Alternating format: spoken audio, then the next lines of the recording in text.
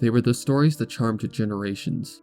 From G1 all the way back in 1983, through to Friendship is Magic, generations of children and adults have grown up with My Little Pony, and have come to love its cheerful and brightly colored cast of characters. But the truth about My Little Pony is no children's story. Indeed, the truth is horrifying. I know this, because I was there. My name is Cheryl Lee Armstrong, but most just call me Cheerily. I come from a small place called Ponyville in Maine. For a long time, it was the most unassuming of American towns, destined to be forgotten forever. But that was soon to change forever. Cast your mind back to 1971. Watergate is yet to break, Nixon is president, and Vietnam is still raging on the other side of the world. However, Ponyville is relatively untroubled by these things, but is still crucial in world affairs. Due to its secluded location, the government often used it as a place for housing scientists defecting from the Eastern Bloc. That's how the professor came to be here. Yaroslav Spyakla. He was born in 1929 in Leningrad. During the Khrushchev years, he was a key scientific advisor in the government. It was clear even then that he was working on something dodgy. The Kremlin tasked him with cracking the genetic code, and that he fled because what the commies had planned scared him. However, I have no doubt he did it only to save his own skin. Truth is, Brezhnev found his work hard to stomach, as it seemed like he was messing with the natural order. It transpires early research was done in the mental hospital network, and that this was destroyed as part of a cover-up. Anyway, in 1971, Spyakla and his son Andreev, born 4 years earlier, fled to America. The government put them here. Whilst here, Andreev anglicized his name, becoming Andrew Sparkle. It made some people laugh, but trust me, there was no denying this man was smart. In 1985, he went to Yale studying biology and chemistry.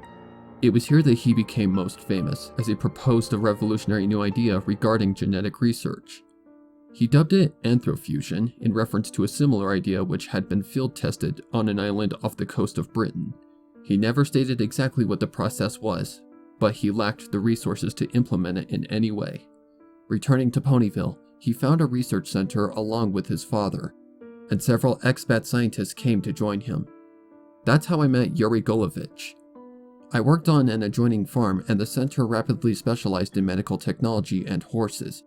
Working together, the discoveries made there changed farming as we know it. But this isn't the most significant part of our tale. One of the local women, Tara Wellesley, worked at the center when she and Andrew fell in love. It surprised nobody when they announced their wedding or when their child was born. Twyla Sparkle was born in 1994. She was a bubbly, energetic, popular girl locally who loved horses. In a town like ours, who wouldn't? I often saw her down at the paddock watching them, there with her vintage camera. She would always greet me in the same way. Good morning, Cheerily. Sadly, our work had drawn the attention of bigger companies. A large research firm dispatched one of its advisors to assist the company. Her name was Celestia, and she was one of the rudest women I had ever met. When we first met, all she said to me was to "Get off my fucking paddock." Things became unnecessarily bureaucratic, new language regimes were introduced. It was an absolute mess. She seemed happy to drive us out of business via poor performance. That is, until a tragic accident in 2004 changed everything forever. Twyla was often found at the paddock, but she didn't pay attention to any warning signs either. That would prove her undoing. She got too close to one of the horses and spooked it, causing it to rear up and trample her. It was not a pretty sight, I'm sorry to say, a vague mess of blood and flesh to indicate where a girl had once been. Andrew was devastated at his daughter's death and had what was left moved to one of the stables he had converted into a research room. He and his father locked themselves in there for a whole year. People were asking what on earth was going on in there, but neither of them would answer. No secrets came forth from Stable 17. A whole year later, the doors were opened as part of a public open day, when I saw what they had done. This thing they had created. I couldn't believe what I was seeing at first. A unicorn? Is this really what they had been working on the whole time? But then it turned its head, looked at me, and said, "Good morning, Shirley." I'd seen enough. I ran around the side of the stable and vomited. People were horrified at the sight, but Twyla, or Twilight as she was called now, just seemed totally oblivious. It was now very obvious what Andrew and his dad had done. Yuri filled me in on the details later. They had reprogrammed Twyla's body and DNA, remolding it into the form of the ponies she loved so dearly. Apparently they had chosen a unicorn because that was her favorite mythical creature. This had raised her from the dead, but people wanted to know our opinions on it. I appeared on national TV stations at times, such as PBS and CBS.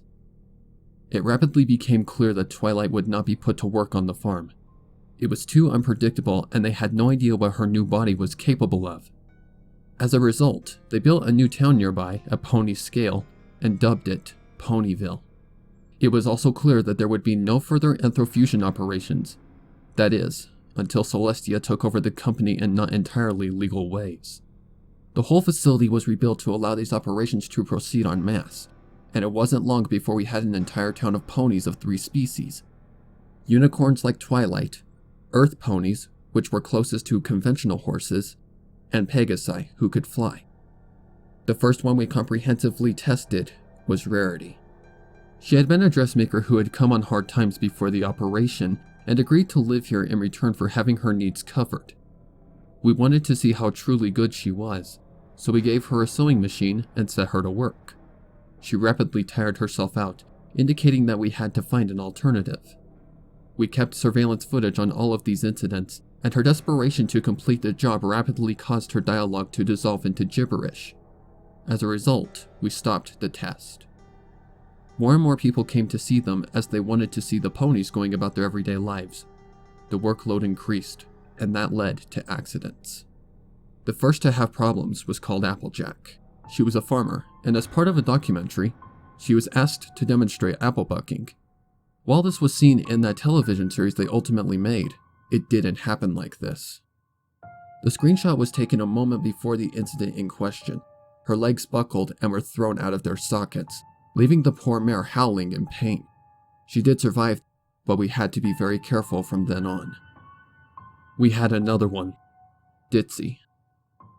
She asked to be a Pegasus, and so we granted her wish. But we didn't want to risk an accident due to her eyesight, so we grounded her. It was a truly tragic accident, which changed things. There were a number of school-age kids who had been converted into ponies, such as this kid. Diamond Tiara, her name was, daughter of one of the company donors and possibly the most annoying stuck-up brat I've ever met. We had her at work one day running the student newspaper alongside some of the others. That's when things got out of hand. We don't know exactly how it happened, but she got hurled across the room and through the printing press straight into the ink storage tank. We fished her out eventually, but by then it was too late. She had drowned. I even felt sorry for the poor thing, I have to say. Celestia responded by removing any potential sources of problems. At the same time, we worked meticulously to ensure none of this got out. Nobody had any clue that this was happening, and as a result, we started selling the technology overseas. Many other nations had no proper safeguards, however, which led to a lot of deaths. And one question sat at the back of our minds. Why did Twilight work perfectly when the others did not? Yaroslav saw what was happening and chose to end it all. Effective slavery. Andrew simply resigned from the company in disgust. Of course, Celestia had us cover that up as well. It took us ages, but the world would finally know the truth after a very public accident in 2009. Her name was Rainbow Dash, incredible athlete, and she wanted to be able to fly. We were terrified of letting her go up into the air, but Celestia told us to let her. We fitted cameras in the area to keep an eye on her, and all seemed fine at first. Then she suddenly went into a dive. It was here it all went wrong. Her wings came flying off, snapping like twigs, and the end result was not pretty. In the crash, she struck the control building, which left a lot of people injured. Celestia refused to let us call an ambulance to help them, as it would expose what was going on here. So Ditzy got the honor of airlifting them there instead. Doesn't take a genius to figure out that didn't work either. Due to her flight patterns being so erratic, she crashed into another building. There was no covering it up now. It was obvious what had happened. Celestia ordered the remains of the dead ponies to be burned, and got Fluttershy and myself to do it. Fluttershy was another Pegasus, and hauled the cart with bits to the incinerator. One night we got lost, and ended up at Stable 17. I unlocked it, and in Fluttershy went, only to bolt a moment later. I didn't look in, but Fluttershy had seen enough. She confronted Celestia in a shouting match that went on for hours. She eventually left for the Golden Oak Library, where Twilight lived. She warned her to stay away from Stable 17. In doing so, she signed both their death warrants. The next day, Celestia sent Fluttershy into the Everfree Forest, a dangerous place. There she suffered an accident. It wasn't an accident, of course. Somebody had stretched a bungee cord over the path, which would have been almost impossible to see at night. Naturally, that vanished when we got there. Celestia told Fluttershy she was sending her to the hospital. Nope. They sold her to an abattoir. I wonder who got the result, not realizing they were eating what was left of a beloved children's character. Twilight learned of what had happened and realized that they had got rid of Fluttershy because of what she had seen. So in the pouring rain, she set off for Stable 17. When she got there, it was deserted, but the truth was there for all to see. The reason Twilight had worked and all the others did not was because she wasn't the first, nor the second, or even the fifth. The two doctors had cloned her over and over again in order to perfect the process. The remains were dumped in that stable, which was why it was off limits. Twilight didn't take it very well. The next morning we found her swinging from a rope. She had no idea she was a clone.